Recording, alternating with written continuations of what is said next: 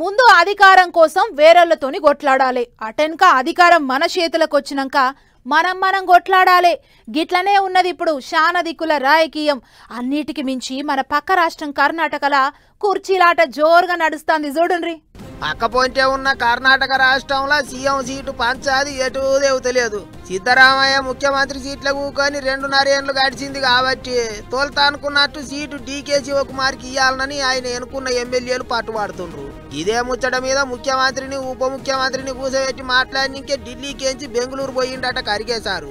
అయితే రాహుల్ సార్ ఇప్పుడు బయట దేశంలో ఉన్నాడు కాబట్టి ఆయన వచ్చేదాకా పంచాయతీ తేలేటట్టు లేదా అంటుండ్రు. ఇంకో దిక్కు రాహుల్ సార్ వచ్చే లోపు ఇటు సిద్ధయ్య అటు శివకుమారు ఇద్దరు బలం కూడా కట్టే యుగురం చేస్తుండ్రాట. పెద్ద మనుషుల ముంగట బలం చూపించుకోవాలని చూస్తుండ్రాట. 140 మంది ఎమ్మెల్యేలల్లా ఓ 25 మంది దాకా బాజాబ్తా డీకే శివకుమార్ కు మద్దతు పలుకుతాండ్రు. ఒకవేళ ఓటింగ్ పెడితే లోపట ఇంకెంతమంది ఓటేస్తారో మనకైతే తెలియదు. అటు సిద్ధరామయ్య కూడా సీఎం సీటు నిలబెట్టుకోనికే గట్టిగానే తిప్పలబడుతుండాట. మరి ఏమైతుందో చూడాలి.